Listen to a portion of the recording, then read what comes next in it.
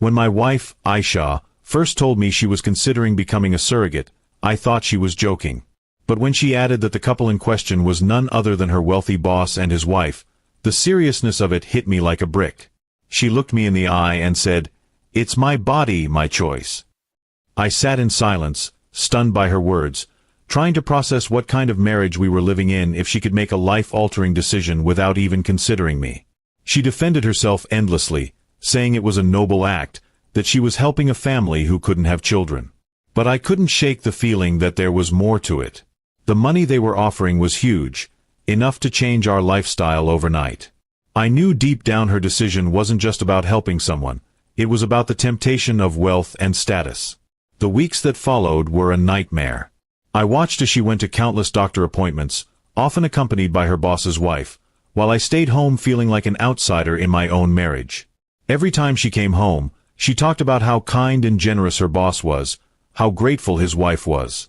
The more she spoke of them, the more it felt like she was living in their world and leaving me behind in mine. I began noticing changes in her behavior. She dressed better, carried herself differently, and even seemed to glow in ways I hadn't seen before. She claimed it was just the hormones and the attention she was getting from the clinic, but I could see it clearly. She was enjoying the luxury, the treatment, and most of all, the closeness with her boss's family. It felt like she had become part of them, while I was nothing but a bystander.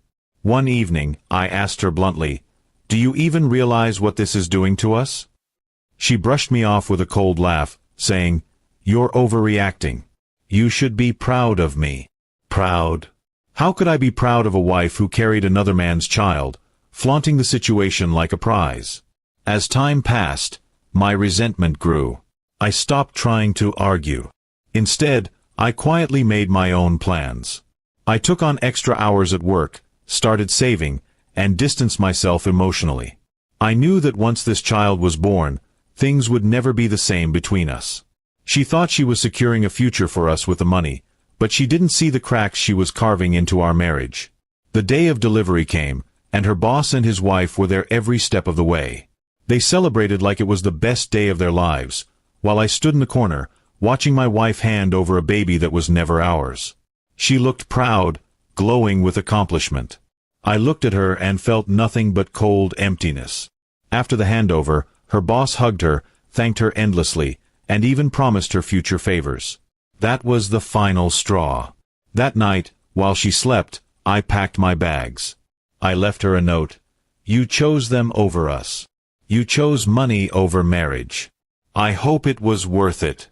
When she woke up the next morning and saw me gone, she called again and again, but I didn't answer.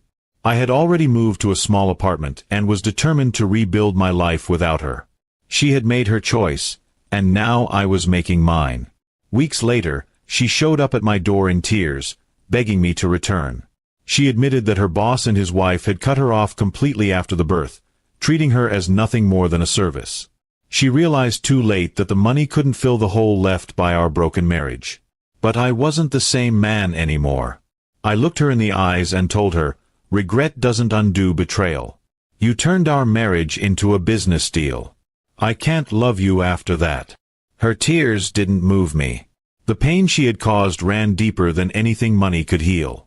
She left that day broken, and I knew she finally understood the weight of her decision. She wanted to act as though her body was hers alone, but marriage was supposed to mean partnership, respect, and loyalty.